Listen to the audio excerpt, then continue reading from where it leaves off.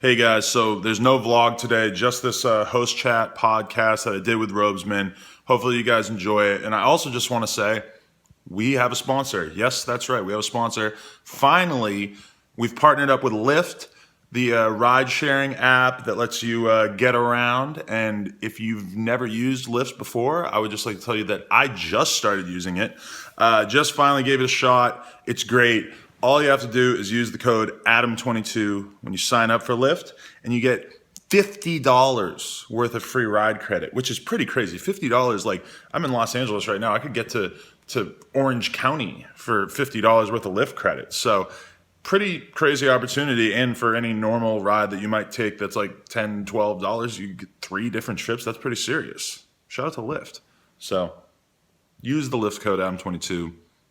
Check out the link in the description if you're too lazy to remember that. Hopefully you guys enjoy this. Enjoy. No Jumper, coolest podcast in the world. Hanging out with ROBESMAN. It was supposed to be Danny Brown, and instead it's ROBESMAN. Hey, downgrade. You're loud. Okay, we just turned your ass down. How you doing, ROBESMAN? It's nice to see you. We haven't had a good solid host chat in like at least a month. Yeah, snapping into a LaCroix. It's been a long time since a good old fashioned host chat where we can actually get down to what we like the most, talking to each other. Because let's be honest About ourselves. Yeah, because let's be honest, we're obsessed with ourselves. I've had quite a few people say to me, I like the host chats. Like straight up, like I like the host chats. I don't watch the other podcasts. I'm telling you, the reason I listen to podcasts is because I enjoy the host. So the reason I listen to the same podcast over and over and over, I go back to the same podcast, is because I want to know what's going on with the host. Mm-hmm. So, but I think people get that out of the vlogs, don't you think? I think that the interviews are very, let's find out about something that exists entirely outside of myself. But then also, host chat is like the most extreme version of the vlogs, because vlog, you only get what I'm saying about myself, really. With the host chat, you get to dig in. Yeah, exactly. I'm just saying that my vision for No Jumper, which doesn't matter, was always one in which that we did more of these, or we, like, I guess if vlogs never existed, we were able to dig down, like me, you, house phone, me, you, a third person, and we'd make it less about let's drill in on this one person to figure out what they're about. Mm-hmm. Let's just talk about shit or like discuss topics. And I guess that was kind of a cool part for when we did the news for a week. Mm-hmm. Was that like we could also start with the news and then we're supposed to just like segue into talking about shit? I feel like with the news store, we're going to be able to do podcasts in the middle of the day, and that's going to change stuff a lot, because you could just have a few people hanging out, kicking it. Here, it's like it always has to be after 8 p.m. pretty much because of the store, or you have to shut the store down, and the employees are basically just sitting there idle. They have to explain to customers that we can't do it. For the new store, is the goal to have a separate room in the back? Definitely. And soundproof studio, all that shit? Yeah, I'm not sure how professional the studio will be at first, but it's at the very least going to be its own room. And do you want to have it like this kind of layout? Like, there's something kind of nice about actually even recreating or using the tops of these desks and making it a table. Do you want to do table? I mean, obviously sign. I mean, there's a lot more professional ways that we could go about it. If you haven't seen the H3H3 podcast, like they're a podcast that they're very YouTube focused, but it's a little different because he has like his own little table, and then there's like a couch that the guests sit on. And that is kind of appealing to me in a way, but it's also kind of like, is that going to make it less of a democracy where everybody's on the same level? Oh, you think this is a democracy right here? Sometimes I feel like that's why we get people so natural, is because there aren't bright lights in their face, and it's pretty easy to forget that you're on a podcast. Yeah, that's a really good point. I don't think we've ever gotten a complaint, or 1 out of 1,000,000 is about like video quality. Yeah, it's always about sound. It's always sound, about sound, and then like, the sign is crooked, or the desks aren't pushed together. Yeah, sound, I've always viewed it that way, as like it's a podcast first, so the audio really matters, and then the angle, the camera, that's kind of whatever. I think it's good when you watch a podcast like Joe Rogan, where they switch the angle back and forth, or The Breakfast Club, where they're sort of sweeping the camera all over the place, filming everything. I like both of those. And I mean, if you watch some episodes of the podcast that we've done, but not so much on No Jumper, there is some really good filming. There's one with Rick Thorne, who's a BMX guy. If you search Rick Thorne interview, I swear to God, Scott killed the filming on that. And it's just with one camera. Okay, that's cool, but here's the question for everybody out there watching, is that how many of you guys watch the podcast, or how many of you guys put it on in a tab in your browser and just are doing other shit on the internet, looking at Twitter, looking at Instagram? like I kind of am curious as to like, and this is probably some kind of shit that like a marketer or researcher will do, but like I just like to read the comments. So like, tell us how you watch the podcast in the comments. Life hack: put No Jumper on while you're asleep, like a playlist, and then go to sleep with it on silent. And let us collect the additional ad impressions. Appreciate it. Thanks. Yeah, please give Adam more money because he doesn't have the M5 yet. There you go. When I hung out with Zoe Berger recently, she said that. She said, like, I think a lot of our views, like her views, because she's like the long streaming videos and stuff, she said she thinks a lot of it comes from people who just leave it kind of on at night or whatever. They fall asleep with it in the background. Yo, yeah, the ASMR, I guarantee tons of that ad revenue is literally just falling asleep and letting it go. As if the ad revenue wasn't pointless enough from video ad impressions. It's even worse because half the time people aren't watching it. Well, does YouTube ever do Are You Still Watching? Click here if so. I don't think so. Not like SoundCloud They might whoever start did doing that shit. Everybody's fucking. Everyone's fucking. Everyone's fucking. Yo, we got a letter from. This is from You Better Interview Me. The guy's from Nebraska. Clearly And got some kind of mental he disorder. addressed it to Adam bitch ass N-word 22. Mm-hmm. Said, "Hey bro, thanks for posting me on Twitter. The one where I called you's a bitch and dookie mouth." Yeah, I posted a picture of this kid's thing before. Really? You know this kid? No, I don't know him. But Go fuck with my SoundCloud. Next sentence. I'm the next Cardi. I'm moms. My shit heat. And he goes SoundCloud.com/user-45378921. He doesn't even have a URL. But yes, tell Holy Roseman he shit. looks like the Grinch. Hey, while we're on the topic, everybody, SoundCloud.com/nojumper. Yeah. No number at the end, no nothing. Kim got that. Shout out to Kim. What's this mean? Solomon Fancy Son? I don't know. Brandon, that he looks like a retarded Shaggy. Lil House Phone looks like a 90s brick phone. Because that's what this body looks like. His body looks like, okay. Phil looks like a meatball. It's like, what? Why are you going after Phil? That's such cool a that he random knows that he side knows character. everybody. I don't know. I think that's kind of neat. Nate Dichter is a grandma. But grandma, Nate is Mexican. If you're gonna make fun of him, why not? Well, then he goes, and Alfredo looks like he mows lawns, but Alfredo is like Italian, right? Alfredo's Argentine or Weird, dude. Argentinian. And then he basically says, fuck every major rapper, including Bass Jesus. He's a major rapper, yeah. And then he goes, you better interview me, you old ass N-word. We have a rule: no interviews with anybody from Nebraska. Sorry, if you're from Nebraska, I feel really bad, but you're off. Unless you're 311, then hit me up. Unless LaShawn Cobes, he I've did been the listening interview. to And he's from there. 311 since I was 10 years old. Yeah. So what do you got going on? What are we talking about on this podcast here? Well, let's talk about kind of the context for the night, because that was kind of Right. interesting what we just witnessed. We basically felt weird, honestly. It was a little different. Seeing somebody else do their podcast is like watching somebody else fuck in your bed. It's like getting cuckolded, dude. I was about to say. It's like, Yeah, must dude. have been like that. Like Adam let the guys from The Brilliant Idiot. It's not Charlemagne, but Andrew Schultz. Like let me explain what happened. Is that he texted me earlier today, and tonight we were supposed to do the Danny Brown interview. Andrew hits me up a few hours ago, and he goes, "Yo, kind of last minute, but I need to record an episode of The Brilliant Idiots. Is there any way we could do it at your spot?" And wait. Oh, because you did the Brilliant Idiots before. No, I've never been on it. Then how did Andrew hit you up? Because I was supposed to interview him one day over Sunday night. I was supposed to interview him, but then he had to bail because he's doing a million TV shows and Have you everything. ever interviewed Charlemagne? No, but I would love to even just be in the Charlemagne circle because he's a genius and I have a lot of respect for him. You never talked to him or anything? No, I would assume maybe he's heard of No Jumper, but Andrew's like his right hand man. They do tons of stuff together, so that's why it's cool that they did the podcast here, because then maybe it'll help me finesse the Charlemagne interview. Yeah, you know? totally. Yeah. But he calls me. That's how you build, kids. But so he had to cancel Sunday. He calls me today. He goes, "Hey, I got to do this episode of The Brilliant Idiots." I basically said, "Okay, like I'm definitely down to let you use the space, but I can't do it tonight because I have a Danny Brown interview." And he was like, "Okay, cool." And then he calls me an hour and a half later. He goes, "Oh, I'm here. Are you ready? Like, are you here?" And I'm like, "Oh, I said I couldn't do it tonight." And he was like, the whole conversation worked except the part where I said I shit. can do it any night besides tonight. Right. So then.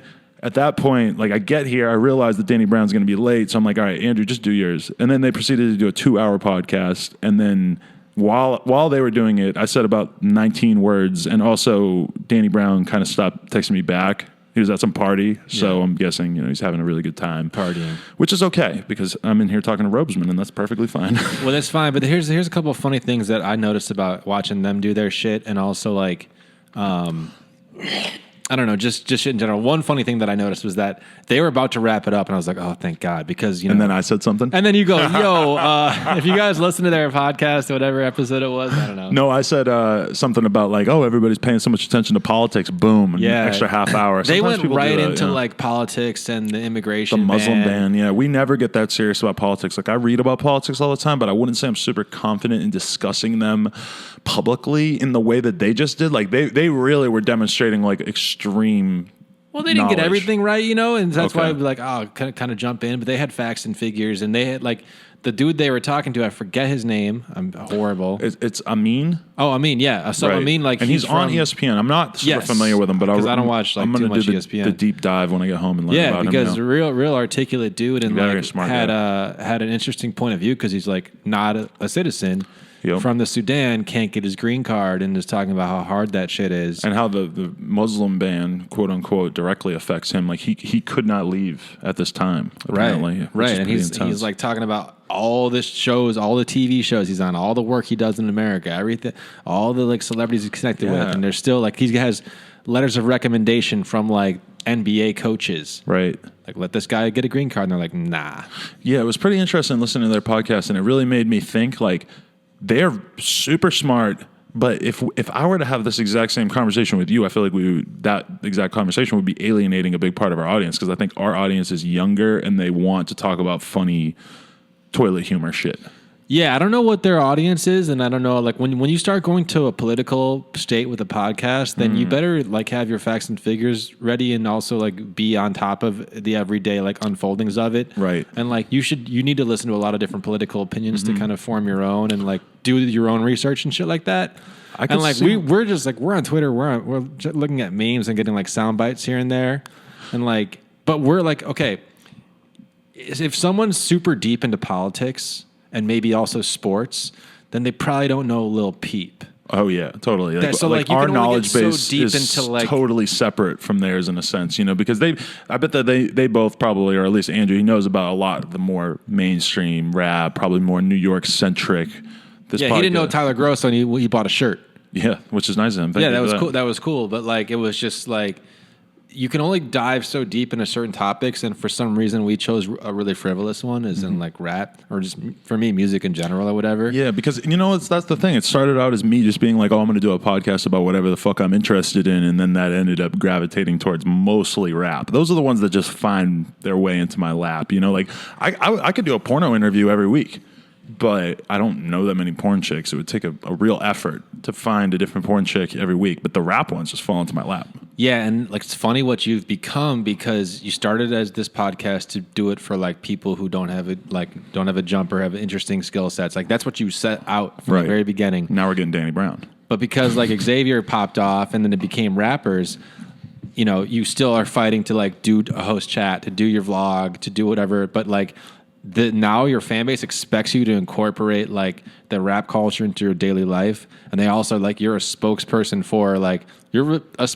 for one of the favorite rappers of this podcast who's in jail right now. And so you kind of almost have a responsibility in a way. It's weird. And that's really weird to think about because it's like you're like I'm just trying to like interview. I got a big booty hoe and a small angry 19-year-old from Florida. And they're both under my tutelage, although it's often in a state of flux of exactly how much of my tutelage they're willing to accept. I got a question today about you. It was like, what do you think about the sex tape, man? What do you think about the whole sex tape thing? And I was like, I don't have enough time to think about stuff like that. Like I got my own shit going on, but like if I had to sit back and think about it and then now is the perfect time, it's like, it doesn't affect me at all. Like it seems like you guys are both comfortable enough with having something out there, It also seems like there's no contract that says you have to do it. That's true, but I would not. I know. I would never do that. For the record, I know I'm you, doing porn, and I know she's excited to do it too. So yeah, and it's like some of your stuff has been leaked or whatever. It's kind of whatever.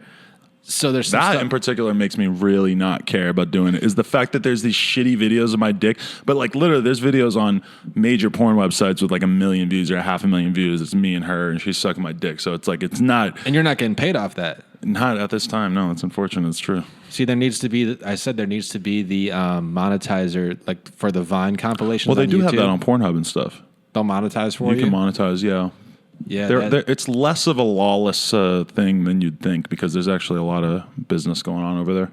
But my thoughts on this is like basically I was like, yo, we're kind of in a YouTube gold rush right now, and everyone's going for it. Like everyone's going hard, and it's like, how long is it going to last? I don't know, but it seems like it's kind of here to stay, and it's going to morph into something else, and it's going to only get more competitive from here, right? Well, I think that Facebook and Twitter, like for somebody like me, YouTube is an actual business, and then Twitter and Facebook are just like kind of ways that we promote the actual business. Twitter, you can now monetize. I haven't actually gotten into doing it yet, but you can do it if you're like partner with a YouTube network or whatever. I have the information in my email about how to monetize Twitter.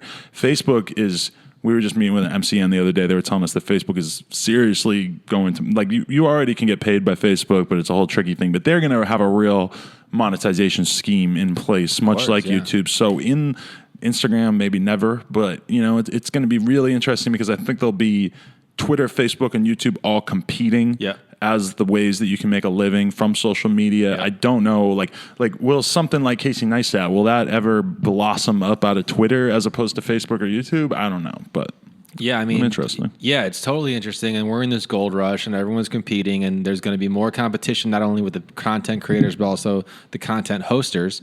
So it's like if you're going to do something crazy to get followers, you might as well go now. Yeah, because like this, like if you waited a year from now, there could be like 10 other copycats or whatever. I'm happy as hell because I haven't even had to do the sex tape yet, and we cleared 10 million views this month. So it's like, it's helping me out. My views like crazy. Her views are ridiculous. Her shit is a little different because she's a little less established. So she's got a lot of like people who are just hating on her for not necessarily knowing what she wants to do on the channel yet. She's still kind of figuring it out. So it's very premature for her to be just getting this rush.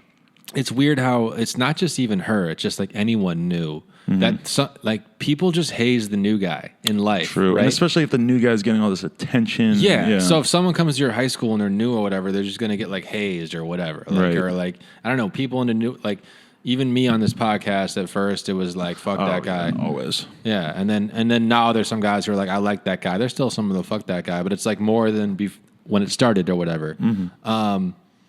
So my question to you about the sex tape thing was like, whose idea was it? I don't remember the origin story. Well, Zoe Berger did it first. She said nudes at 1 million, which is kind of weird. Like, doesn't anyone really care that much about seeing the nude photo? But did she get 1 million? Yeah, and did she do nudes? Yeah, and right? She didn't do like real porn. Yeah, but she already kind of had nudes. That was weird. She was sort of. But then there's this girl Celestia Vega who announced a very similar thing to Lena. And then Lena said it to me because she's always wanted to do the porn thing like with me pretty much. Like she said that she didn't want to do it with like she didn't want to go to Vivid and do a porn with some random guy. She's like, if I'll do it if it's with you. She suggested the idea of like, oh, I'm gonna make this video claiming that I'm gonna do a fucking sex tape at 1 million. Are you down? I said, yeah. I didn't really think twice about it because I'd seen a few other people talk about it and didn't think there was any reason that our version would go more viral than the other ones, but then that happened. So you kind of thought when you first said it, you're like, yeah, whatever. Like if we get there or whatever. Right. And I didn't think that there was going to be, a World Star article and all this stuff. And like, and her getting 30, 40, 50,000 subscribers a day. I did not see that coming. It's actually starting to mellow out a little bit because she was getting like 30K a day for a while. And now I noticed that yesterday she got 16K. So at least it's. She at 500?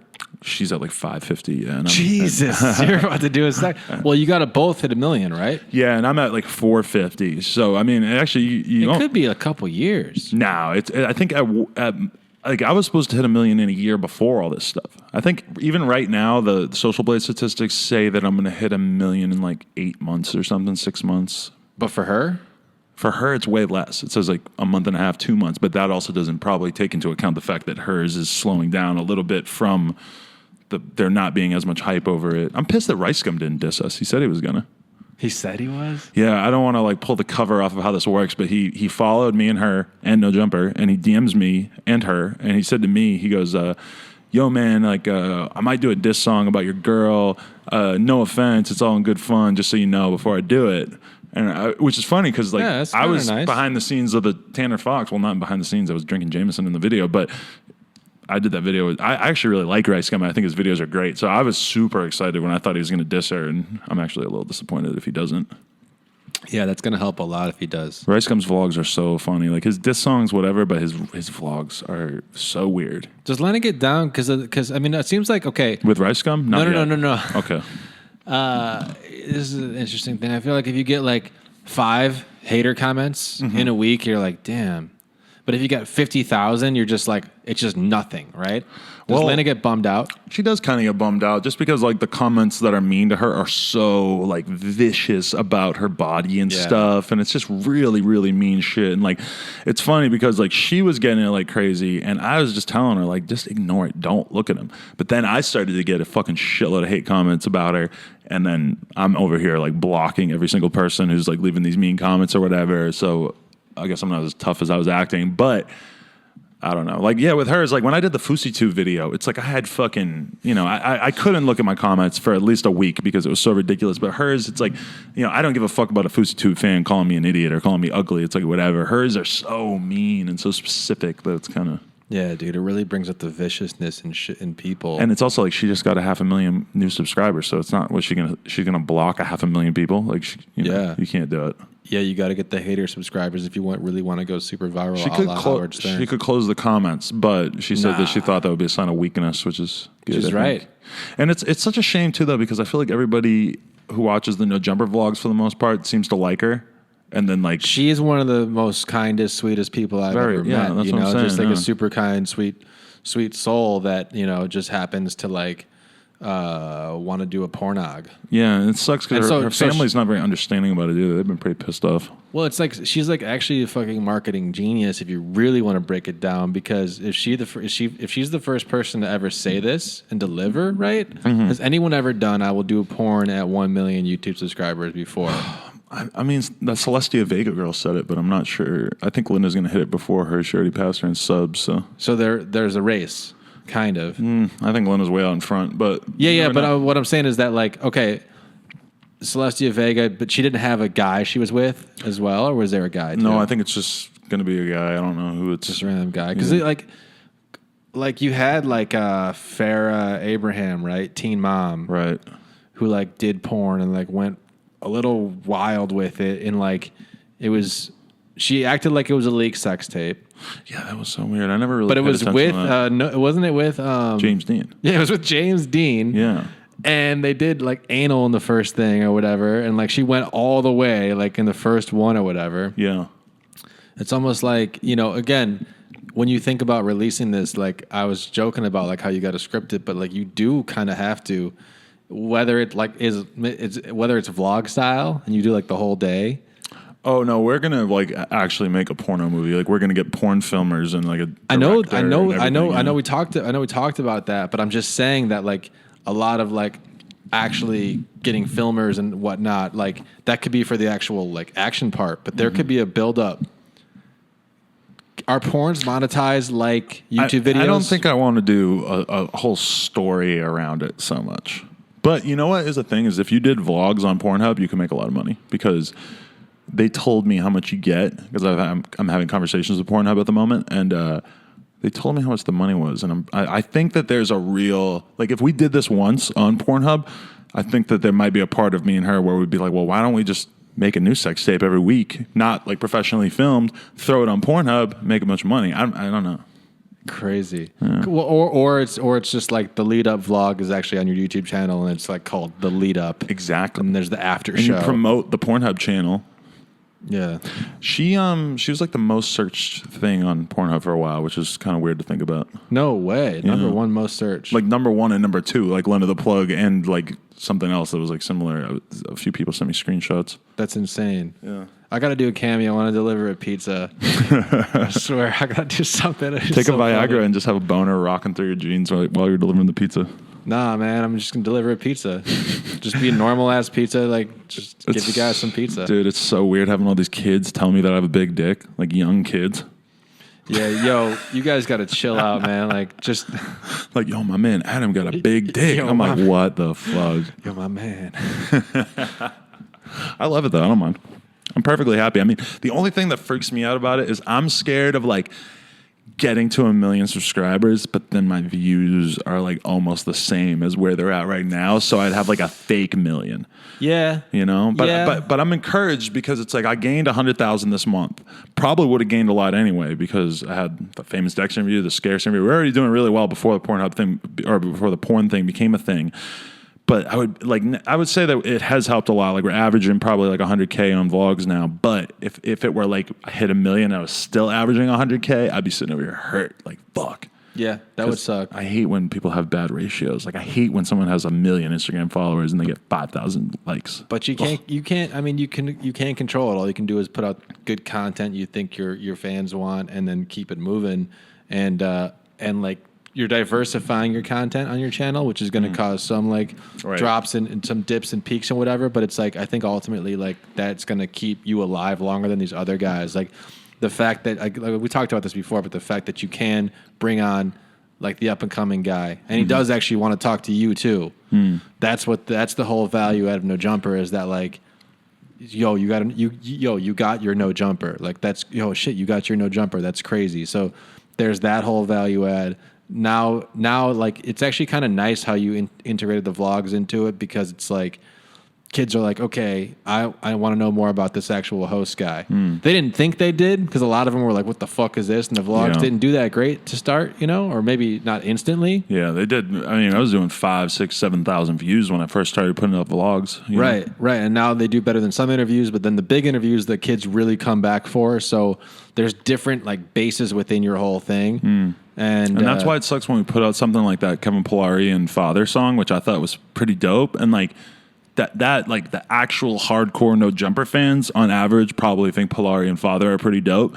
But then we have so many new fans that it's like it got like I think it had 2,000 likes and like 1,800 dislikes. Right. And I was just like, fuck, man, that sucks that like we got all these new fans who aren't into the shit that like is kind of the base of this channel. But you haven't been a music curator up to like, you know what I'm saying? Yeah, well, we so that's put a out new music thing videos, too. but then we stopped for a long time. Yeah, so you stop. So if you were like constantly giving a videos in a certain vein or whatever and telling the kids like this is what's next or this is what's cool, then it would have been more well received. But much like an early vlog or an early interview of like someone not a rapper, I can see where that can happen. That's the risk you take with music is that it's very polarizing, and just like comedy too. Well, like, especially a song like that too, because it's super auto tuned out and all weird and shit. It's like I can understand how a lot of people would probably be turned off by that. But you also know, you also really know that like what the kids are always asking about, like it's basically X, Bones, and Suicide Boys. Right. Like anything like that. But like Pilari and Father are like 2 degrees of separation away from them in my mind. Yes, but like if you go back and like look at the numbers of their personal interviews, True. It's nowhere near like the Suicide Boys. And that's what's weird too is that like I'll get something like the Nate Shut interview, and then like the comments are just like, "Fucking where is the Bones interview?" Right. But yeah, you kind of. We talk about this, I think, or maybe we didn't, but just like how people get shoved into their box. Everyone from like the guy who like cooks the bread at Subway to Kanye West, they get shoved right into their box because humans have to make sense of the world in a second and keep it moving. So, No Jumper, that's a rap interview guy. Next thing, right? And you're like, wait, no, I can do more than this or whatever. And Kanye's like, wait, I can design clothes and rap. And you know what freaked me out is that we did like 10 million YouTube views this month, and that I was looking up the stats for like some of other channels that I like, and like Drama Alert did like 11 million. So like even though they have 4 times as many subscribers as us, it's like the fact that we got 10 million is actually kind of like I think that's why certain people, because YouTubers, they look at your social blade like they know how your channel's doing, and that makes them want to fuck with you or not, Yeah. Is Social Blade a free tool to just get on and look at shit? You can look at like your YouTube subscribers. You can look at your Instagram, like how many followers you got per day. Same thing with Twitter. You can look at other people's too? Yeah. That's cool. Yeah, I was Drama Alert, like they don't really get into the personal life shit. Well, to be fair, Drama Alert has had a weird month where they had like a lot of guest hosts and stuff like that, and I noticed that the views are definitely down from where they were at, so it's totally not fair for me to really say that. But I was just saying that 10 million is pretty significant, and to gain 100,000 subscribers, I think it's 90,000 subscribers this month, that's pretty wild. No, let me just go back to Drama Alert. Like, I don't really watch a ton of, like, it's Keemstar, right? Mm-hmm. Like, so I don't really watch a ton of Keemstar. Does he have a vlog channel? No, he just makes the news. Yeah. He just reports the news, right? Yeah. So that is kind of a pretty transferable skill. Like, I mean, other Right. people can do that. He does have people. He's had this kid Ty Blue who was filling in for him whenever he couldn't do it. But then like he went on a little spree where he had like a bunch of random different people filling in. That Celestia Vigero was one of the ones that filled in. And Yeah, like I was just saying, like what is his value add? Maybe he gets early scoops. He's always logged on. he's good. He can aggregate things well. He knows what's up, and a good amount of it has to do with his personality. Because even if you don't really love him, he's funny and he's outrageous and he's always just got something to say. That's the problem with a lot of the people he had fill in for him.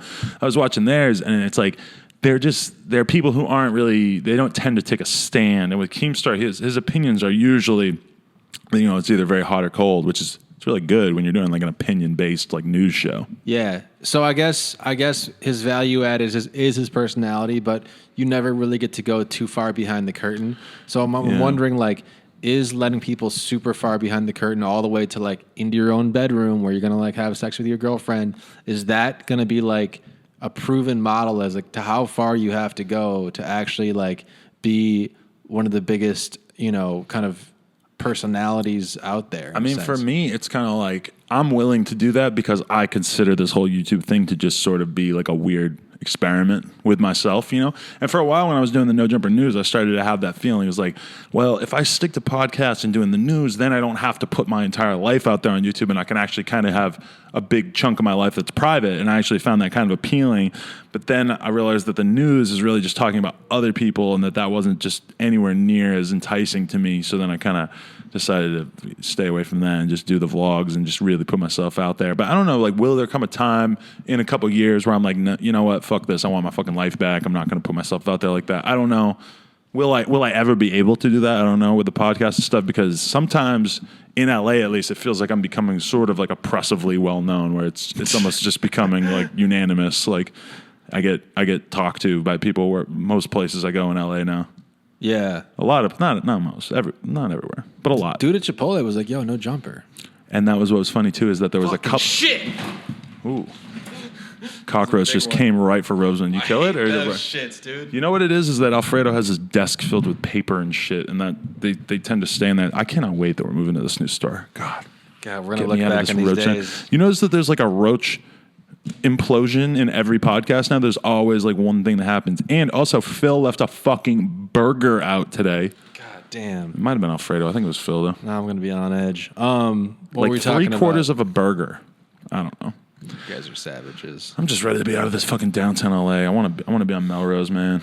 Oh yeah, no. What we were talking about was like value add personalities. How deep does everyone want to go? Where do you draw the line? If you draw a line, and I kind of had like my view is that like if you're providing music, we still allow our musicians to be mysterious, because they come out with songs and art that changes our lives and makes us feel emotions and like whatever. And so we'll let them take their time to create it. We'll get antsy and we'll be like, where the fuck is the new Frank Ocean album or whatever? But we let Frank have his privacy. I mean, I know everyone's still, but while I'm saying that, kids are still digging in as hard as they can to figure out what he's up to, what he's doing. But like, he's not forced to continually tweet, update, or whatever, because he can make a beautiful piece of art, win 5 Grammys, do a tour, and go back and chill. But he's the exception of the rule, because the average rapper or performer couldn't take 3-4 years off. Of course. I'm saying these great artists are the exception to the rule, where like they don't have to go share. Even if their management or like whatever the new model is saying, share, and you got to stay relevant or whatever. The best way to stay relevant is to drop a masterpiece every so often, and your masterpiece will last for a long time. But you think that works for Kendrick, it works for Beyonce, it works for Frank Ocean, but it doesn't work for the average guy. Right, because the average guy isn't the fucking accepting of the rules. So that's what I'm trying to say. I'm trying to say that like now let's look at people who are broadcasters, basically. Now, how does a broadcaster keep an audience stay relevant? You know, it used to be get on the radio. It used to be, you know, have a late night show. It used to be actually broadcasted out to an audience.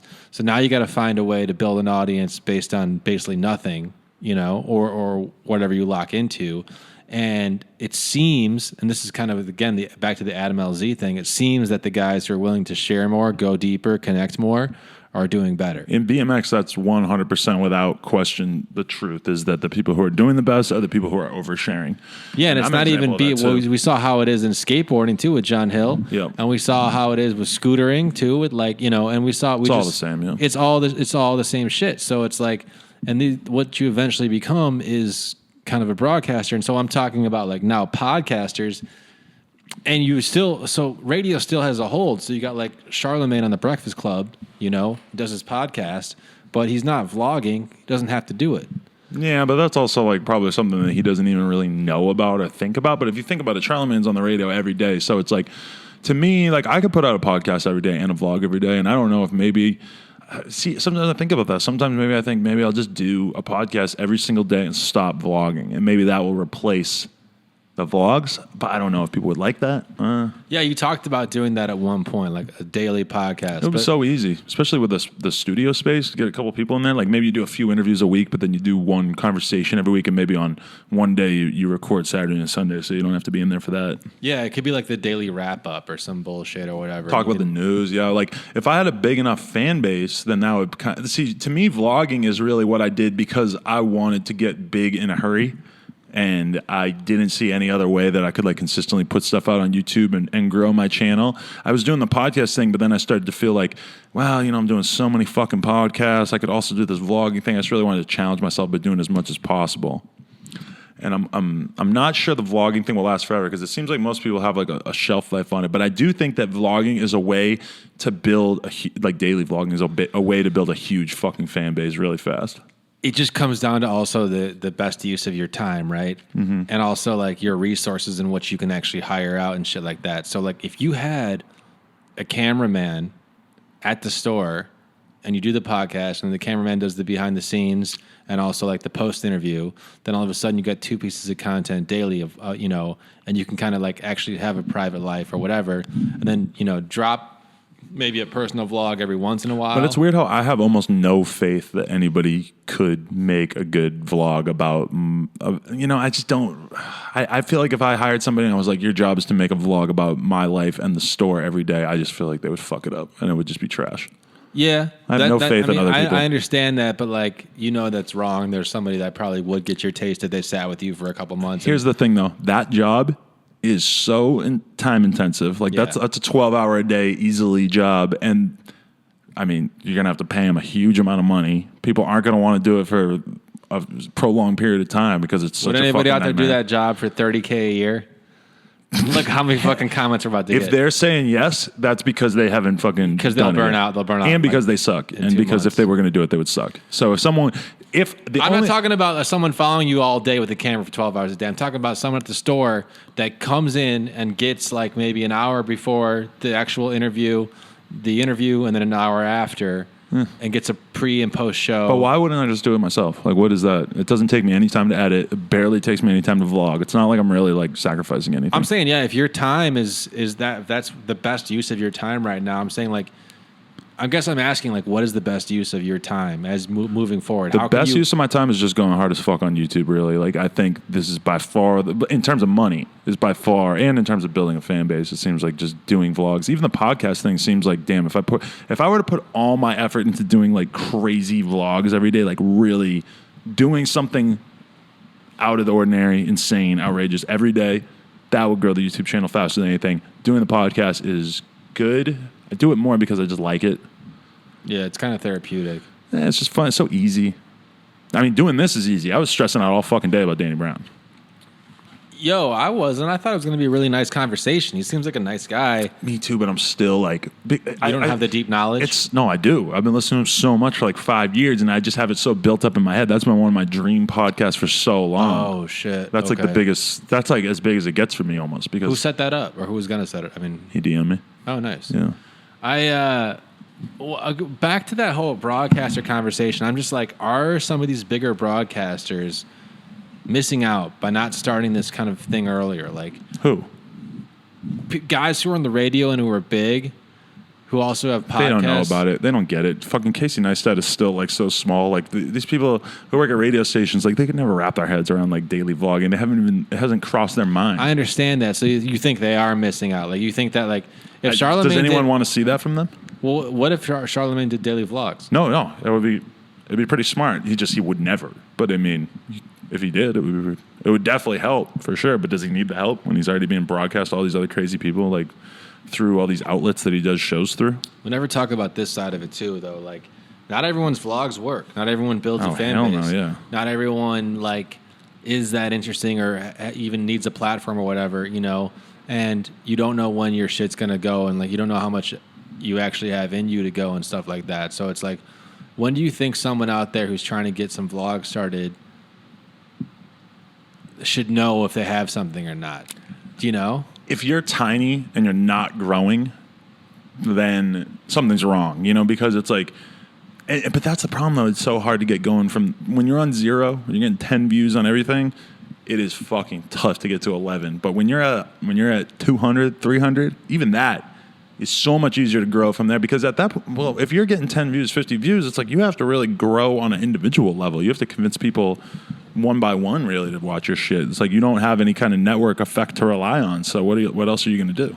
Dude, just even looking back at like growing my Twitter, it's like from 0, it's crazy from when 0, you think about it. From literal 0 to like I'm about to hit 20K, and it's not that big, but it was the fucking hardest thing. Like right. Growing on Twitter is so fucking hard, and it's just so weird that like I don't know, like looking back and seeing growth or whatever, and just like it's kind of like you just work at it every day, try to be funny every day, do shareable stuff every day, whatever, and then eventually it's there. And like I've always enjoyed it, so I'd do it even if I wasn't growing or whatever.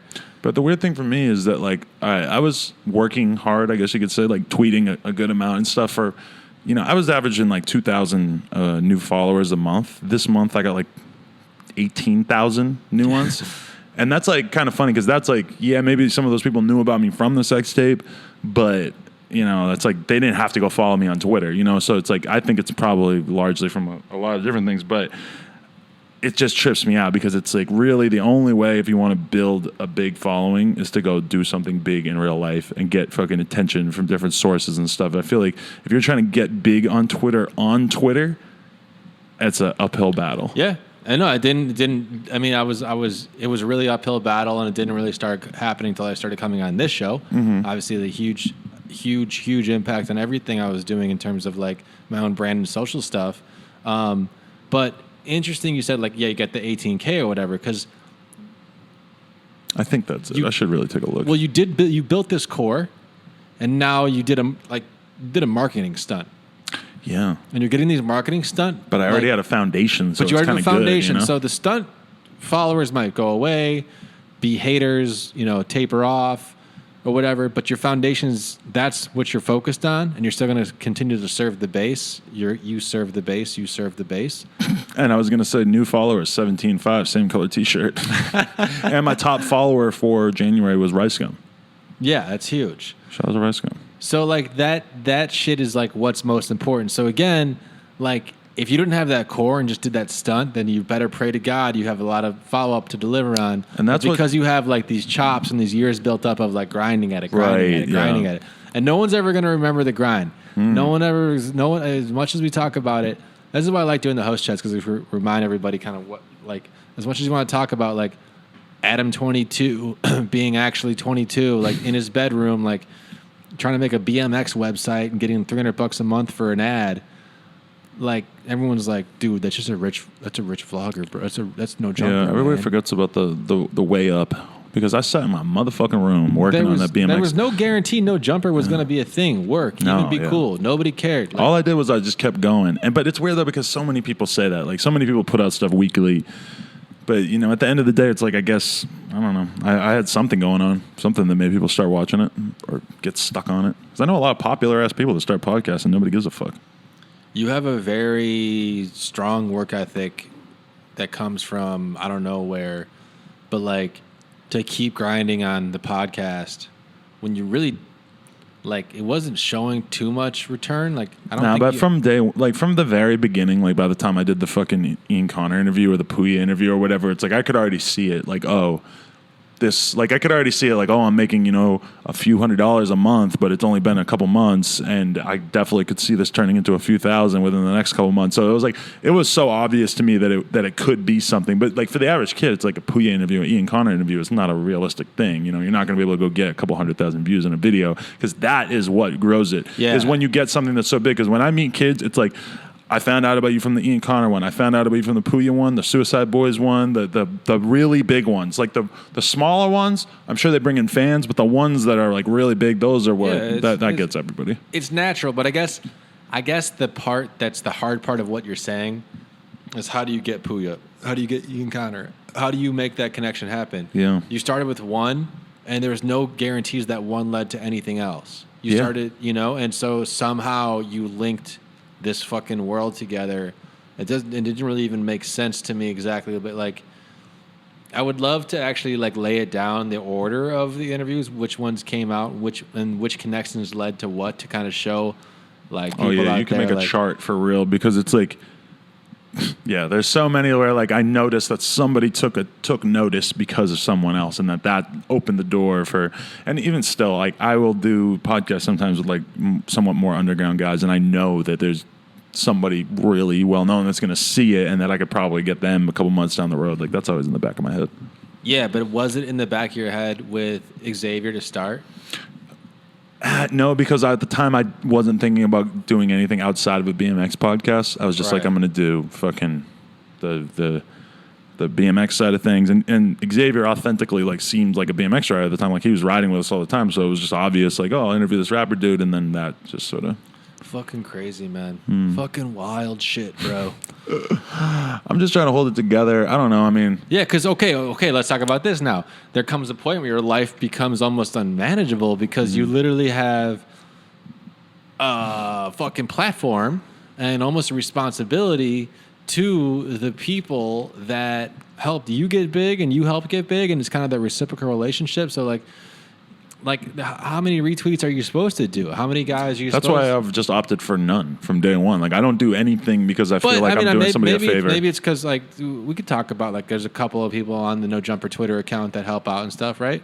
And like, they'll be like, oh, like Lil Tracy's new mixtape goes up, but then like it's like it seems kind of random, which I guess I think. But 9 times out of 10, that's me tweeting it. Oh, okay. Yeah, so that's like Lil Tracy's tape goes up. Like I fuck with Lil Tracy. He technically was on the podcast, even though it didn't come out. It just seems obvious to me. That's why I get emails every day, many emails offering me money to just tweet people's videos or share their video on the channel, and I've never responded to any of them. A feature. I got offered 100. Someone said how much for a feature. I said 150. He said 100. He said no. He said 100. I said 150. He said, oh, let's do 135. Like I'm getting feature money just because I sit here. It's hilarious. I can't even imagine what the emails and shit that you get. You want to hear a funny one? Is that there's this like fashion kid basically that like a ton of people were telling me to interview or whatever, his little fan base. I still have no fucking clue who he is. I didn't really look into him or anything, but he DM'd me with a photo of a shitload of money and wrote like, yo, let's make this happen or some shit. And I responded back like, all right, what are we talking? Just because I wanted to see what he'd say. And he goes, I'll give you a G. And I just wrote like, LOL, my bad, dude. I was just kidding. And he goes like, what about 2,500? And I was still like, oh my God. Because it's not even a conversation. I would never even like. You keep it pure, and I think kids out there realize that. And even if you like keep it pure, here's the funny thing about keeping it pure. If somebody wanted to be on this podcast, they would have to give me 10 grand, and then I would have to acknowledge that they gave me 10 grand. You'd have to have that on the table during the whole time. I would have to talk about it the whole time because I would feel so guilty lying to the audience. Like, you lied to the audience, son, but it's just fucking with this old man shit. But you know what? That's the fucked up thing is that then if that guy was all right, I wouldn't even want to charge him. I would be like, obviously I would want $10,000. But if the dude take it, but you wouldn't. Yeah, but it's like I would. I don't know. It would have to say like literally we should do 10 grand podcasts. Yeah, and it should say, what I'm saying. Yeah, 10 grand podcast, and it says sponsored on all caps C4, and the 10 grand's on the table, and after it, we just grab handfuls, me and you. We throw it up in the air, and whoever can grab the most. We do it like in that fucking Dave and Buster's like machine. Yeah. Yeah. Okay, that's a really good point because you keep it pure. You don't want to accept money for a podcast. I just couldn't do it. Yeah. You couldn't do it. You're doing well financially. But even if you like keep it pure and like actually do interview people you want to talk to, there's still so many comments like, "Why the fuck are you talking to this fucking guy?" Yeah, and that's fine. I don't care what the fuck they think. It's just kind of funny because it almost like that. Those comments could be the justification as like that. Why did I do this one where this guy paid me to be on it or whatever? Yeah, it's weird. That is a big separation, I think, between me and the average YouTuber. Is the average YouTuber like really wants to make their fans happy, and I really don't care. Like I want some interviews that they want, like. They wanted Famous Dex interview. I agreed. Boom. It meant more to me to get the Famous Dex interview because I also wanted to make the kids happy. Mm-hmm. But I just don't give a fuck. Like I want to interview people that they know nothing about, and that means a lot to me. Yeah, I just I really now I'm thinking about like how many cash offers are there for like people to go on the Breakfast Club or big radio shows. But see, they're so big that I kind of have a hard time. But sometimes you see people on the Breakfast Club that get a little 15-minute segment, and it's somebody so weird that you're kind of like, man, what happened here? Right. I mean, obviously, coming from radio, I understand there's a lot of shady backdoor deals and whatnot with like airplay, but in terms of like interviews, I never even thought about that side of it or whatever. You know, I wonder. And like, it's funny because if you get big enough, right, and you just have like people who are like booking your shit, then instead of you actually dealing with it, then you kind of gotta like always really trust the guy who's booking because you want to make sure he's not on the take or whatever. You know, that is true. All that shit can get kind of weird. One time I noticed some stuff getting retweeted on the No Jumper Twitter that I reasonably could kind of assume that I was like, it's either somebody's friend or. Somebody paid for this, and it wasn't me. Interesting. What's up, Sam? Motherfucker. Shout out to Sam. I don't know. I'm just not like. But then at the same time, like when I've had like video game companies hit me up, and it's like maybe $4,000 or some shit to do like a 1 minute long like video game promo in a vlog or in a podcast. I would do that in a heartbeat because then there's no confusion. It's like everybody knows that's paid for. Yeah. If I come on here and say I'm interviewing young fuckhead. Hey, young fuckhead. He actually gave me $10,000. I'm going to sit here and lie and act like I think his music's all right. Oh, I could not. I couldn't live with myself. Well, what you should do for the $10,000 sponsored podcast, right? Which we're going to do. But if you're really a trapper, what's $10,000? Right, exactly. That's what I'm saying. So you come in $10K, and it's like there's going to be a couple stipulations. One, you bring the cash to the interview. It's on the table the entire time. Imagine it's counterfeit. It says sponsored in the fucking title. And then the first thing says sponsored, and then it says the whatever No Jumper interview. It says sponsored twice, probably. Maybe third thing is that you're gonna press the guy, and you're not gonna. You say, look, I'm gonna listen to your music and give you an honest review of what I think about it. If I don't like it, I'm gonna tell you that. Maybe I will, but like 10 racks, God, that would be so brutal. Take the $10,000 from him and tell him he sucks. And here's how you also do it. You only do one a month. Okay, yeah. So you just limit it. So like there still is competition to become the 10K sponsored spot. I think it could almost be like a flex. Like, yeah, I'm so rich that I spent $10,000 on a No Jumper interview. I don't care. Fuck it. I'm rich. I bought a No Jumper. I'm rich. Yeah. Like it wouldn't even be trappers. You know, it would be like that little fashion Indian kid who like got beat up on Instagram. Oh my God, yeah. You know that kid would definitely do it. Yeah. Yeah, like man. Oh, lavish. Lavish P. But see, I would have Lavish on for free, so there's a problem with that. I would love to have Lavish. He would bring money though as a gift. You know that. Oh, that'd be great. But that was all fake, by the way, just in case you didn't know. What? Yeah, you missed out on that part of the story. Lavish P was fake. Yeah, man. You gotta pay more attention. You can tell me next. Santa Claus isn't real. Santa Claus is not real. Enough about me and my treasure chest of fortunes. I don't know. What's going on? I don't want to ask you, like, how's your life? Because I know that your life is still, like, putting on video game productions, and that you've kind of talked about that a little bit, right? Yeah. I mean, it's not crazy amounts of shit to report in there. Just more like overall culture shift, right? So I came out of, like, real hustler, entrepreneurial music industry into video game industry, and I came out of, like, very much, like, I got to do everything myself. I have no support. I am the support. Like, I am the travel agency. I am the manager. I am doing all the promotion. And like, I'm on the road with this shit. So now it's just like, wow, like I'm at a company with resources that like has support and like bigger teams. And like, I'm actually sitting in these meetings where it's like, let's plan some big picture shit. Let's look down the road. Let's like get a vision. Let's, find new ways to like expand the IP and all this kind of really, really cool, like high level stuff. And it almost like elevates my thinking. Secondly, I was sitting in a room basically by myself for the most part, like for about like the past 3 or 4 years for like 40 hours a week. I'd see my boss he'd come in maybe twice a week, and not for that long or whatever. But I was like on the phones, on email, like in this room, pretty much just like me in a room, Sounds boring. Sounds terrible. It was. Oh, I tweeted real hard. That was like my main interaction with like people was like Twitter. Yeah. And I'm on the phone like 6 hours a day, so I was like my phone skills are really, really like on point. But What do you mean phone skills? Just talking to people? phone skills is an important thing. Like if I call you and I come in with some energy and happiness, Right. like I can instantly set the tone of the conversation. So Makes and if sense. I'm trying to get something out of you or whatever, I'm not going to be like, hey man, what's going on? I need $25. I'm like, hey, Adam, what's up, man? Really good to hear from you. Like, Yeah. and so whatever. It's like, and then I'll also offer something myself and whatever, and like just knowing how to navigate that and just like making sure you sound like you're actually happy to be talking to a person, even if you're miserable and want to die. So I've always been impressed about that you have very good people skills. You can manage people. I have no experience in the workforce, so I don't know how to do that. Well, it's fucking weird because I would sit at this office, be on the phone a lot, and then I'd go like get thrown into to society and feel like, whoa, like there's people around. Like how do I whatever? And like I think my confidence was a little bit shook in a sense too because I don't know why I was just having weird like human interactions on weekends and stuff. And now that I'm like basically like like there's like 1,000 people on this giant campus around all day, and I'm constantly having to interact with new people, external partners, do these meetings and stuff. I find myself like I feel like I got some of my confidence, but I feel like I could talk to any stranger now.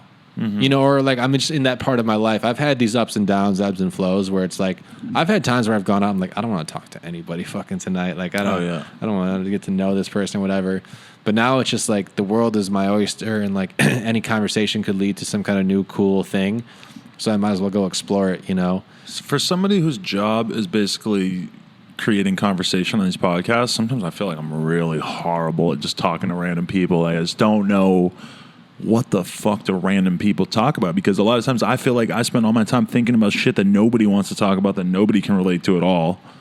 YouTube I think and shit. Okay, yeah, but I think you'd be surprised that if someone actually was curious and actually like had a deep curiosity just about stuff, they would be really intrigued to hear you kind of talk about it. And like some super smart like dude who's been in business for a long time might have like some good insights into your business and shit. Okay, somebody like that, but I'm talking about more like my peers, or I tend to hang around people who are a lot younger than me. Like when I was talking to Scarce, he's 19, he's a millionaire from making YouTube videos, and he's like kind of talking about, he said at one point in his interview how he'll hang out with his friends and he'll be talking about stuff that he's interested in, stuff that he thinks is normal, but like what he wants to talk about, there's no overlap with anyone. Yeah, like cause business stuff, lawyer shit, fucking YouTube. Like these is not what does the average 19-year-old kid talk about? Right. Fucking sports, pussy, fighting. I saw Daya music. recently, and she was like, can't talk to kids from my high school. Like, Oh, yeah, She's like, I'm exactly. playing a stadium show like the next day. I'm not worried about like what Brad wore to the prom and Right. shit, And it's just like you are, yeah. So that is a good point. That like just a general baseline of like somewhat internet knowledge is a good starting point. And that's why I kind of tweeted at one point, like if a girl doesn't really understand memes, I don't really want to be fucking talking to her. I don't want to having to explain like what the fucking Salt Bay is. I'm sure everyone knows Salt Bay by now. Exactly, like having to explain But that could you shit, imagine yeah. that? Like, I should be doing this, and she'd be like, "Oh my god, you're so funny." What is that? I don't. What are you're holding your hand there? What is that? I don't get it. Yeah. So, that's one hand, and the other hand is like I don't want her to like think that she knows about like more than she does, and be like, "I got this brand new meme, and it's like 8 years old or whatever." I don't know. What about just a girl who shit. posts memes on Instagram in general? That's fucking grounds for dismissal, if you ask me. Not the place. Get out. You can't put a meme on Instagram really anymore unless you like took it or made it, right? Yeah, it's a weird place, man. Instagram is one of the Fat weirdest. Joe ruined it for everybody. Somebody hit me up asking me if I want to interview him the other day. He's a really, really nice guy, and he's actually really funny. Yeah, Like, fuck Jerry and him ruined memes for the whole world, huh? Yeah, I mean, but I would definitely want to sit on the Fat Jew one because I do like because I want to actually showcase how funny he actually is, Right? And hear him talk about his motivations for like not really utilizing that, or maybe like seeing his original content not do as well as maybe it should have, and then just going, I'll repost shit. Who gives a fuck? Right. You know? Who wouldn't do it if you were him? You know? Right. You accidentally started that? Right. That's like, he started a business model that so many people have tried to recreate, you know? And fuck Jerry did. And then like at a certain point, it's like, now you're famous for being funny, but you can't possibly be as funny as you selecting all the best jokes that you saw that day online and reposting them. Like if Fat Jew just put up original content, he'd be like 25, 30K, maybe Instagram.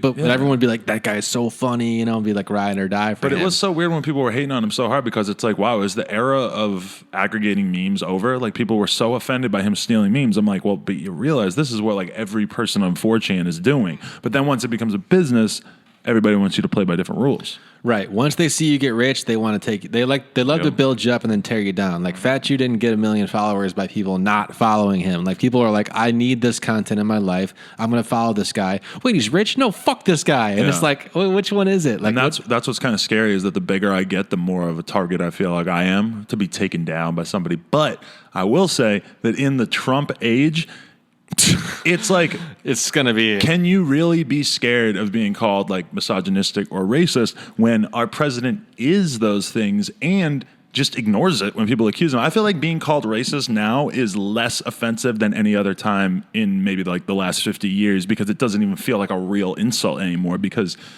everybody calls everyone racist. Like the liberals want you to believe that every single Republican is a racist monster. We all know it's not necessarily true. So now I almost feel like nobody can be racist. Yeah, it just doesn't work. If everyone's racist, then no one's racist. It doesn't work as an insult anymore. It's not even an insult. It's just like a way to try to control conversation and like swing it back to what you're trying to say or and whatever. People call me racist all the time, but it's for like the stupidest shit ever. And it's just I laugh it off. I couldn't even imagine like it would have to come from such a well-vetted source for me to even take it seriously. Yeah, but you are right though in that like the bigger you get, the more there's someone out there planning your demise, and it normally comes in the form of like lawsuits and shit, you know, and like so you got to be really careful with like posting pictures that are your own or whatever it is, you know, making sure. I'm talking more like social justice warrior shit when they just come for you and they want to police everything you said, you know? Right? Yeah, that shit's crazy too, you know, like and I don't know, man. It's a fucking again like.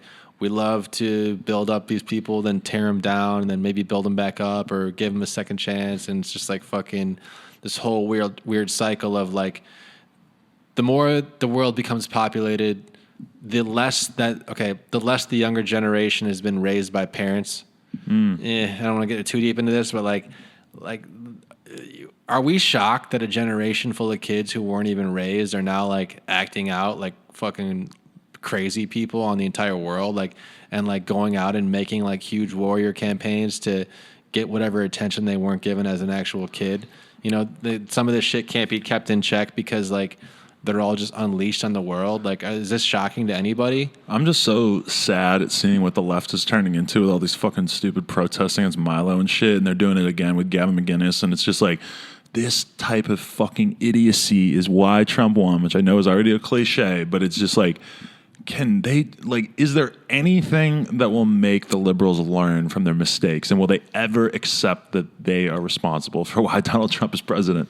I mean, they're not, I don't think that's true. Like, I don't want to be on camera agreeing with that because I feel like the reason Trump won is because Hillary. There's a lot of reasons. Yeah, I mean, we don't get too deep into that, but like, you know, whatever. Like, she wasn't an inspiring person. Like you need someone to actually come out and vote for.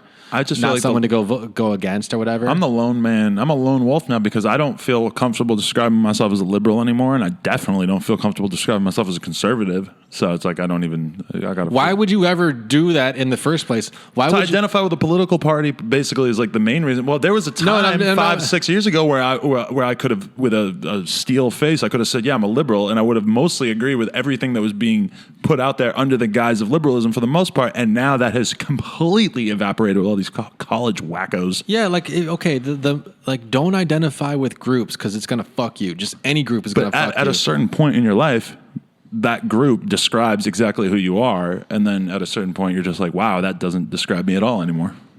No, but what I'm trying to say is like the reason generalizations are useful, and you should not shun them. That's my opinion. Yeah, Because for you making sense of the world, maybe, right? Right. So, but like I think if you want to really break down a person, or if the person's actually like paying attention and like thinks through stuff and makes their own opinions or whatever, they're going to fall on different sides of different issues when you go through each one or whatever. But someone who blindly accepts some party's doctrine, whatever it is, nobody left, said right, blindly. whatever. But that's kind of what it feels like. Is that like it feels like there's also all this like infighting on the left where it's like it's crazy how they go after each other. Oh, it's where disgusting. They're like, because I try to kind of follow a lot of really extreme opinions on Twitter. Oh yeah, me too. Yeah. And so Do you follow Richard Spencer? No. We should argue about him again. No, I don't have the balls to follow him either. He's too gross. Yeah. That like I don't know. It's funny because someone made the point that like he got punched twice, you know. Yeah. And now I his saw the whole still shot of one.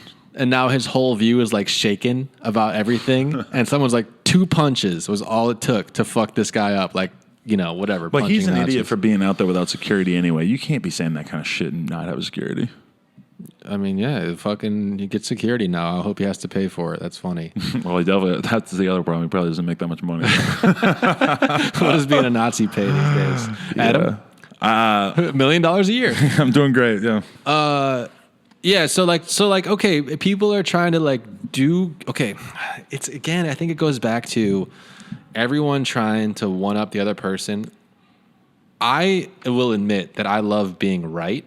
Like correct on whatever I'm like, whether it's like, you know, who starred in that movie from 1984 and we're all arguing about it and I think I'm right or whatever, whether it's that to like, you know, the actual correct side of whatever issue, correct in terms of like morally correct or whatever, like, you know, the big, I don't know, out in the ether correct version of it is. And I feel like that is to the 20th degree now on every social media. And again, like, there's like people out there doing things that are trying to make a positive change and for good or whatever. And it's like, let's do a women's march because, you know, we're afraid Donald Trump's going to fuck up Planned Parenthood and take away a lot of rights we fought really hard to have for women in general. And then I'll be following people and they'll be like, yeah, you didn't show up for the Black Lives Matter march, though. You know, Exactly. and it's like, So are we like, are we surprised, or is anyone surprised that like, I feel like the generation that wasn't raised, you know, it has a narcissistic injury, like makes every issue about themselves. Like everyone is turning everything to like, what about me and myself, and you know. Whenever someone starts a sentence like as a blank, like oh god, that's how you know it's bad. It's already toxic. Yeah. You know, yeah, like. As a white man. As an astronaut, I must say I am offended we're not talking about Pluto more. You want to know one thing I think is really funny is that, like, after they shut down the Milo rally last night, is that basically people were saying, like, oh, well, before you go and say you feel bad for Milo, remember that Milo doxed a trans student. Milo literally, in a speech, showed a photograph of a trans student with their name. That's it. That is not a doxing. Doxing has to include, like, your address, your social security number, blah, blah, blah. It's like...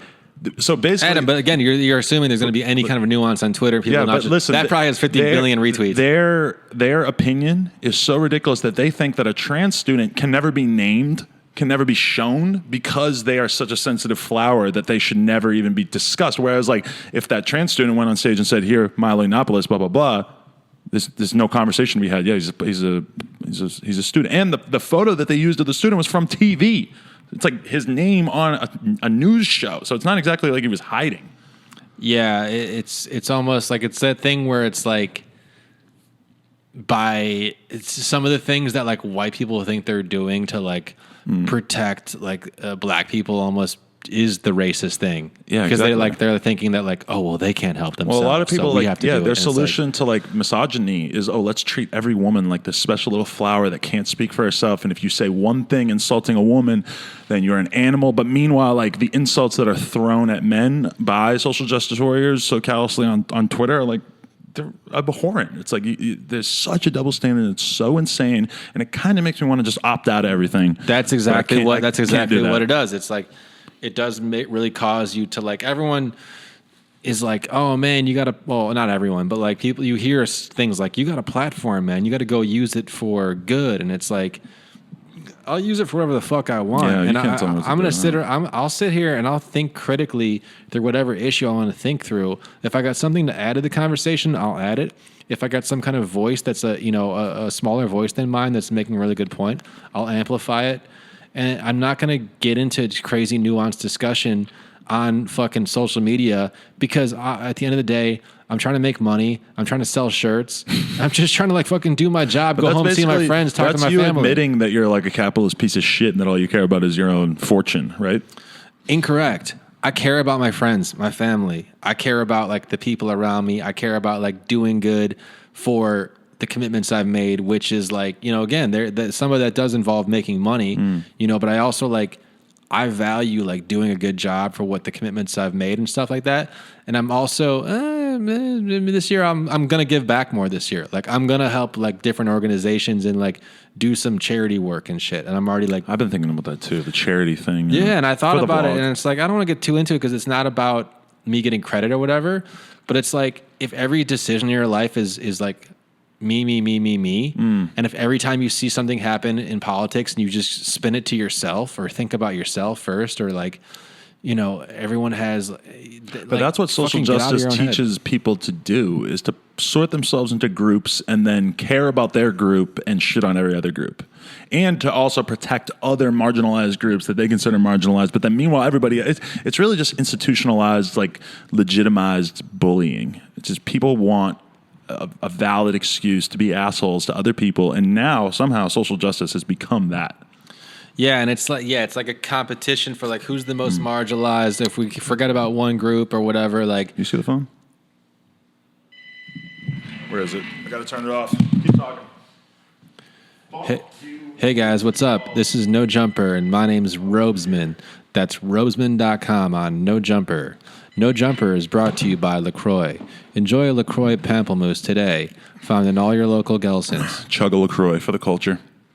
I don't know. I'm just so disgusted by politics in general. It's just like, if you kind of like you, it's so like you want to bang your head against the wall or whatever. But like, there's a lot of really like positive things people are trying to do, and then there's so much shit that's lost in like messaging or like the nuance or like the general gist of whatever. It's like, hey, there's a bunch of people out here like protesting and marching for good. Like, can we take one day off of like fighting with each other just to like try to all come together for a really positive cause? We can all kind of agree that like women's rights shouldn't be taken away, right? That's fine, right? But then there's a lot of people who disagree with that. That women's rights should be taken away? Well, there's a lot of people who are anti-abortion. So that's why there's a conversation. Yeah, it's fucking wild that we're still in that shit. Like, it took so long to make weed legal in California, like so long. Like, it just takes way longer for that shit to just like happen. Or don't you think the people who are arguing against, like, who would argue that abortions shouldn't be legal after X number of months? Don't you think that they have a valid opinion to some extent? Maybe. Yeah. Maybe, and maybe that's a discussion, but like I'm of the opinion that women's reproductive rights they're too dangerous to legislate at all, so there should essentially be no rules placed on when a woman can have an abortion. But I do empathize with people who look at it and say, because in a lot of ways, I think liberalism has become sort of specifically like anti-science, where they deny the existence of gender, they deny that a baby is a baby before it leaves the body. Like, there's a lot of lies that the left tells about that stuff, and that's why it's kind of weird to even identify myself as being on the left. Is I look at it as like there's just insanity being perpetrated on behalf of our side.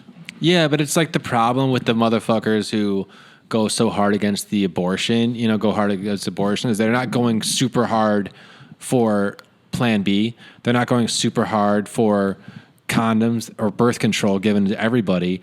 They just don't want you fucking. No, they don't want you to kill a baby. No, they don't want you to fuck. I disagree with that. Dude, it might be true for some of them, but the religious types. Like if they really cared about stopping abortions, they would be like trying to get Plan B in every household in America because people are going to bang. They don't want you to bang. That's what their whole thing is. But you think that somebody like Ben Shapiro just doesn't want you to bang? I think that he has a very realistic opinion on when a baby is actually a baby. And that's why I don't get the vibe when I listen to him talk about it that he just wants people to stop fucking. I think he actually believes that it's a baby before it leaves the body. And I think there's a lot of science that suggests that. I'm just of the opinion that we shouldn't be making laws about that in general. Plan B stops implementation, so the sperm never meets the egg. So there's no chance of it being a baby, and you don't have to actually have that abortion. So even if you mess up, whatever. They don't want you to mess up. They don't want you to they don't want to believe that humans are going to be humans. They just want you to not bang. And then if you bang, they want you to just, dude, think about it. But if you really know how many people are opposed to abortion, you're saying that they all legitimately don't want people to have sex. That's the only conclusion I can draw because that's a silly conclusion, Robesman. You got to rethink this one. Dude, think about if you actually want to stop abortions from happening, don't you go on a crazy ad campaign for Plan B, for birth controls, or for condoms? Don't you do that? Don't you do that? Don't you try to get condoms are readily available. If you want to stop abortion, what's a great way? What's a better way than giving birth control for free to every girl in America? I think that probably the majority of American females can get birth control essentially for free right now. Condoms are easily available for free. I don't really think that's much of an excuse. You didn't answer my question. What is name one better way than just to prevent abortions than giving free birth control? Making it illegal is clearly a better way of preventing abortions. You think that's going to be better than free birth control to the entire nation? If you want to stop abortions, yeah. You think that abortions aren't still going to happen if they're illegal? No, I think they probably will. It'll just happen much, much less. You can't deny that it would be a more efficient way of stopping abortion than giving out birth control. Yeah, you can give out birth control, but I'm sure that the majority of people who oppose, who are on the right on this would say, why is it our job to pay for your birth control if you want to have sex? Because you're trying to stop abortions. That's what I'm trying to say. But you think that necessarily makes sense? It's not, because I'm saying they don't want to stop abortions. They don't want you to fuck. That's what it is. That doesn't seem like a realistic opinion. I can't believe that I can't imagine you actually think that. But I don't understand what these people are thinking if that's not the. But if they're not thinking realistically in terms of like humans and actually what happens. I think they want to stop the murder of the unborn. If they really did, they'd give birth control to everybody for free. Why is that their responsibility? I think that they would look at it as because they want to stop abortions. Next topic. Let's go. I don't agree with the conclusions that you're You also think that Nazis should be able to just go out in public and talk without getting punched in the face.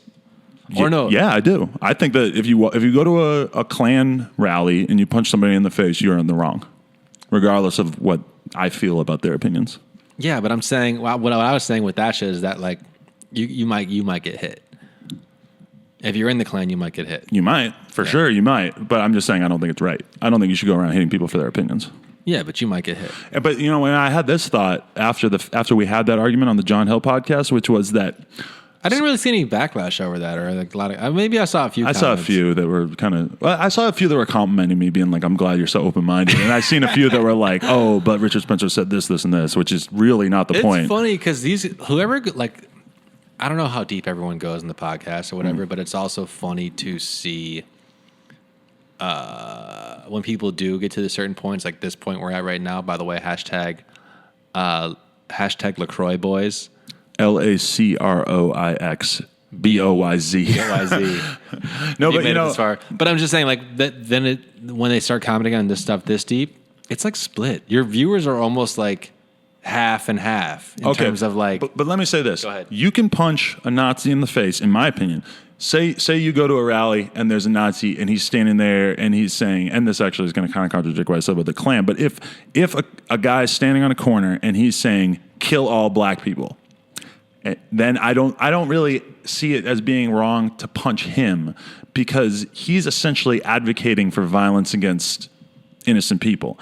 the thing with Richard Spencer is he's standing there doing like a calm, collected interview on a corner.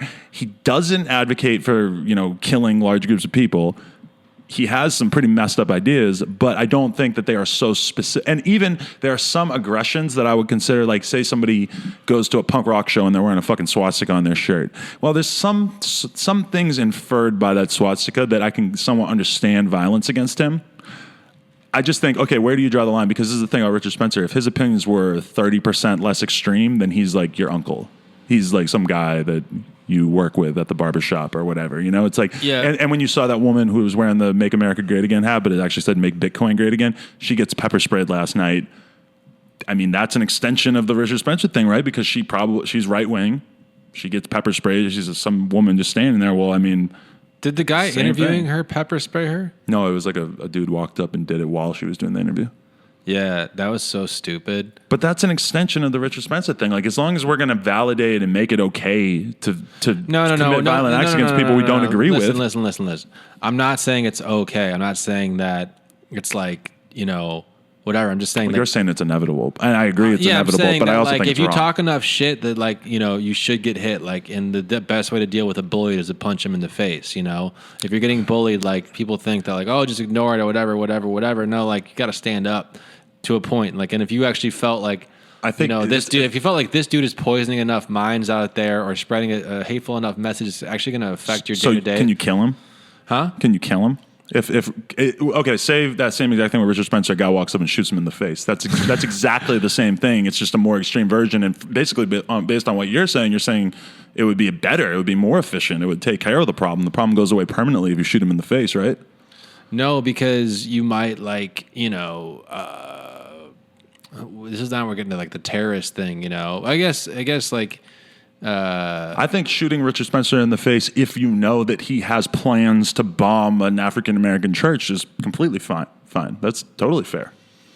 Yeah, man. But where do you stop the violence, and what ideology is so extreme that it deserves violence, and what extent does it? Basically, what I'm saying is that it is not for us to judge how human beings should be punished, and certainly not for their worldview.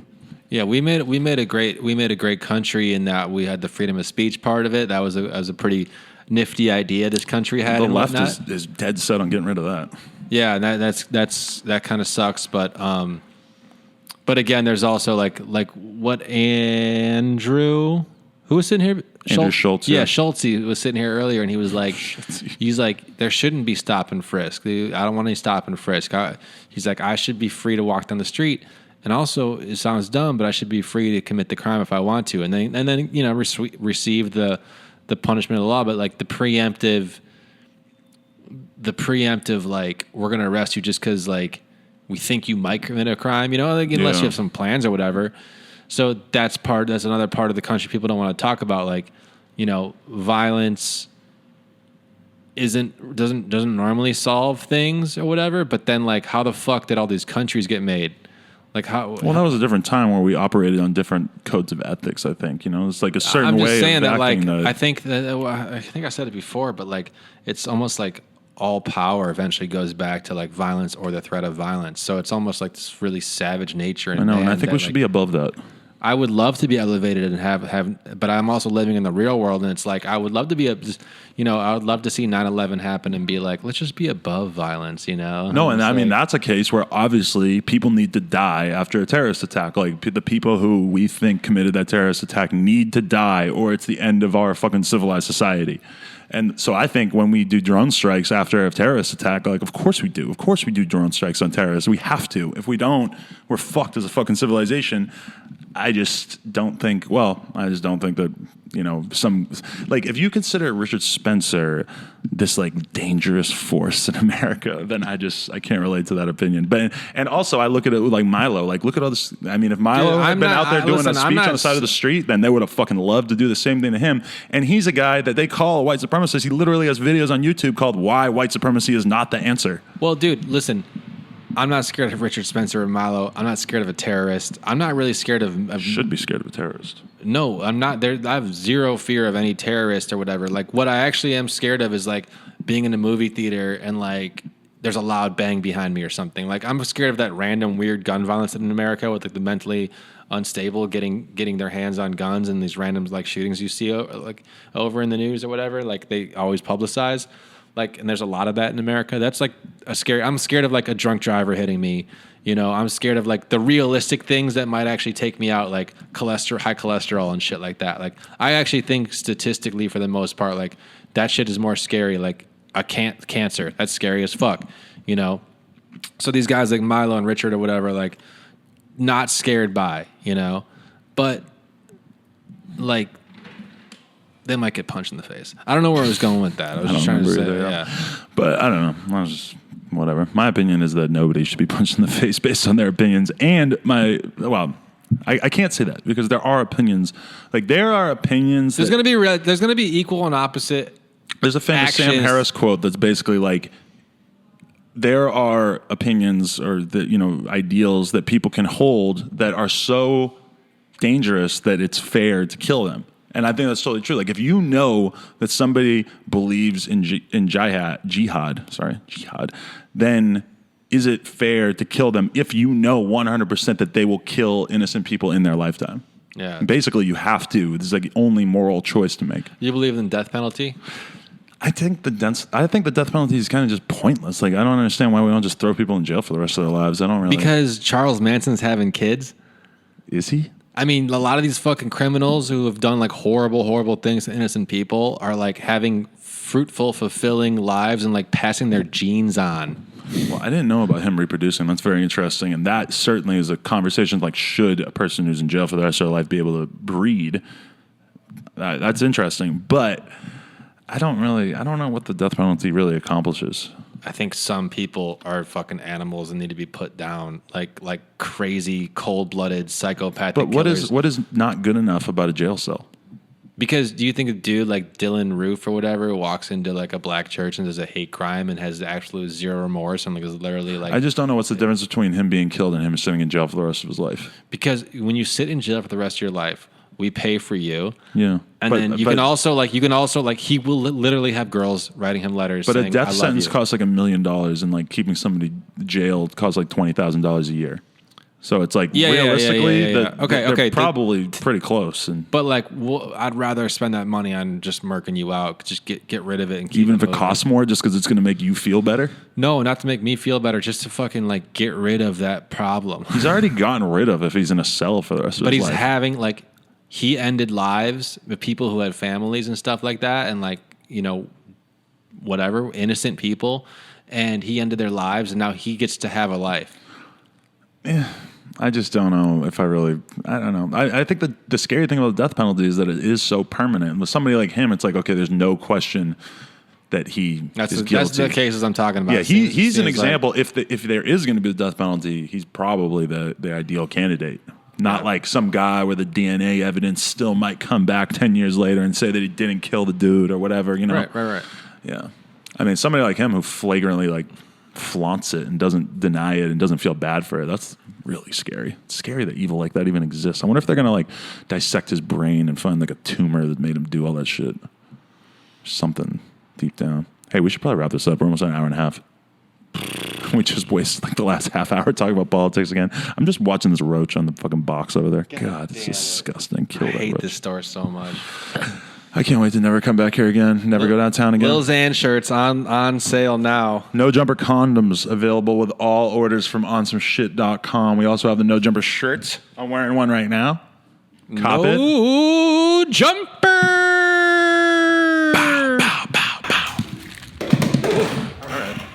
I thought I was going to actually kind of like not have the gas for this one because I was like fading during theirs or whatever. Oh, really? We'll just spice right back up. Host chat 100. See, I'm thinking about giving the host chats like a cool name. Like if you look at the Brilliant Idiots podcast titles, it's all like a rough generalization of what that podcast is about. Like they give it a cool hooky name, which I think might be better than like host chat number 6. Host chat number 7, Because but like, what is the hook here? Is it like sex tape discussion, maybe? You could name it whatever. That's the whole thing. Can you say sex tape in the vlog title though? Yeah, sex is okay.